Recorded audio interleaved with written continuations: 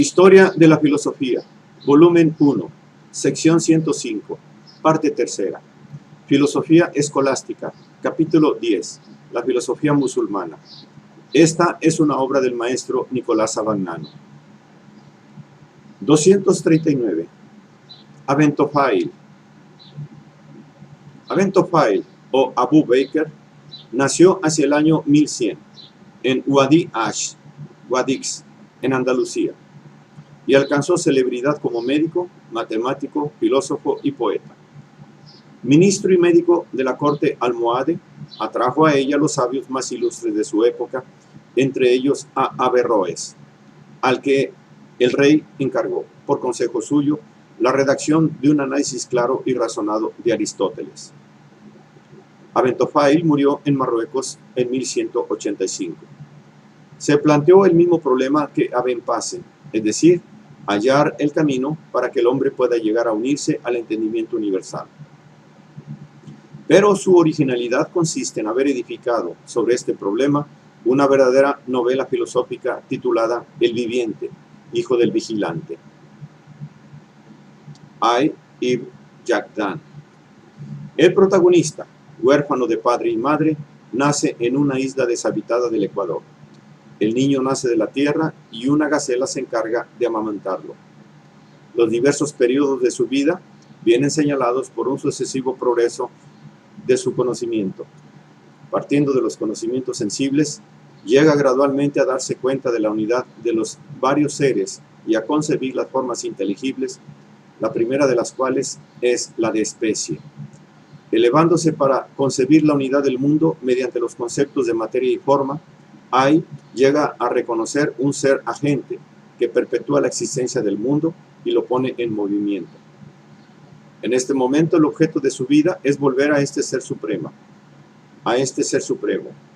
Trata de separarse de los sentidos y de la imaginación y de concentrar su pensamiento para poder identificarse con él.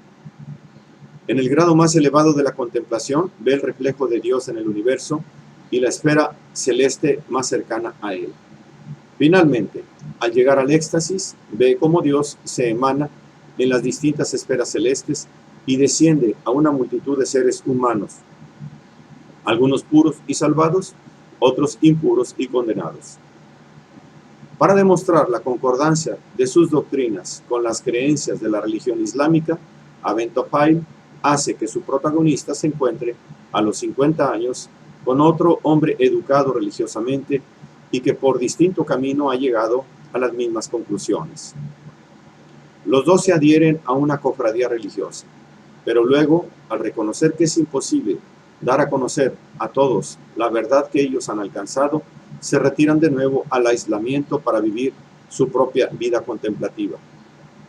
La novela de Abentofail expresa la actitud común a todos los filósofos musulmanes. La filosofía llega a las mismas conclusiones que la religión, pero por distinto camino, que es el de la investigación personal y la demostración. La novela presupone, además, las doctrinas corrientes de la filosofía musulmana acerca del intelecto.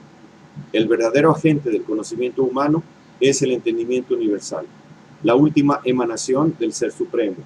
El intelecto humano, o en potencia, está dominado y dirigido por aquel. 240. Averroes, su vida y sus obras. Ibn Rushd, o Averroes, es el más célebre comentarista musulmán de Aristóteles. Nació en Córdoba en 1126. Su abuelo y su padre fueron jurisconsultos y jueces, y él abrazó la misma carrera, aunque estudió con gran interés medicina, matemáticas y filosofía.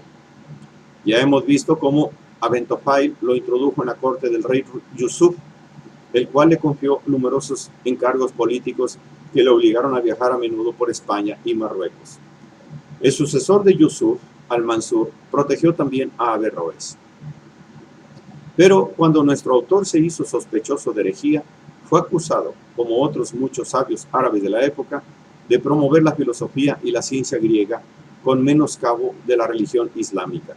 Al-Mansur lo desterró a Elisana, o Lucena, cerca de Córdoba, de donde le prohibió salir.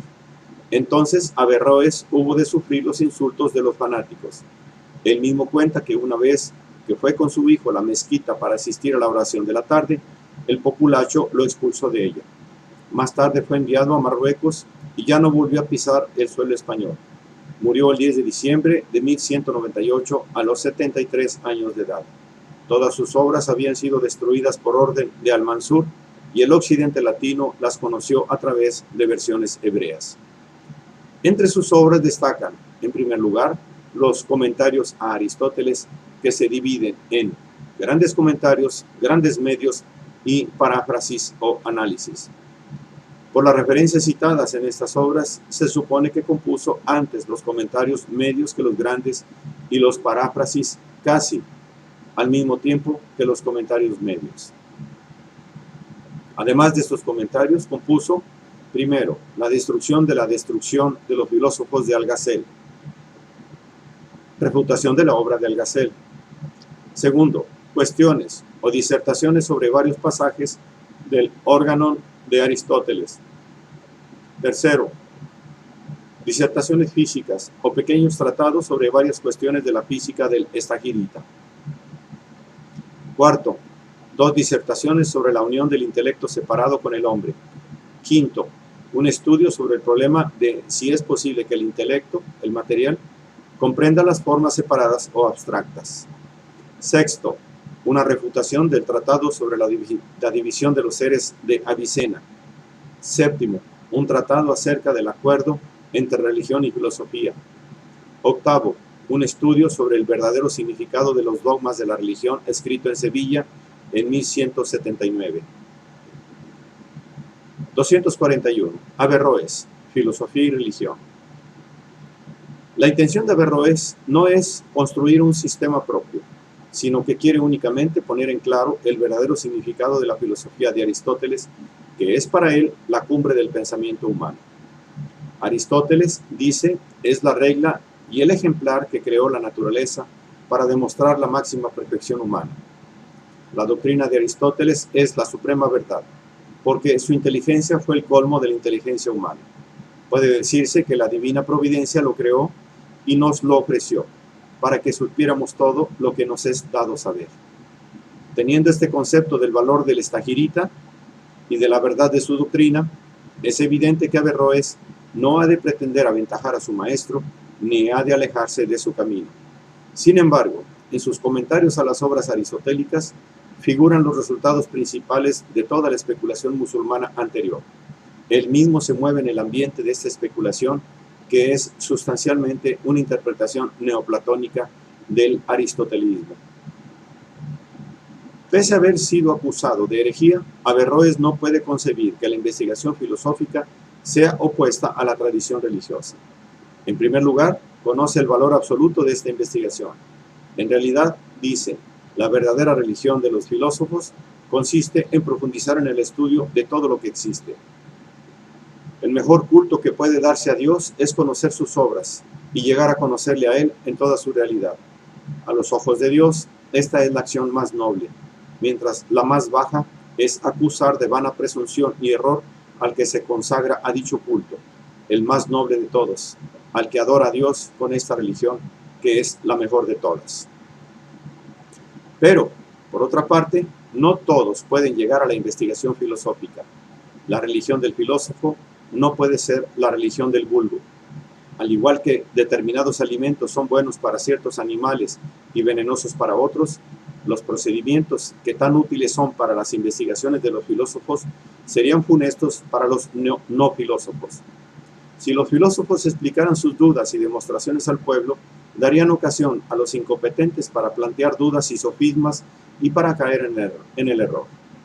Por ello, la religión, hecha para la mayoría, sigue y debe seguir distinto camino, un camino sencillo y narrativo que ilumine y dirija la acción. Este es el verdadero dominio de la religión. A la filosofía corresponde el mundo de la especulación, a la religión el mundo de la acción.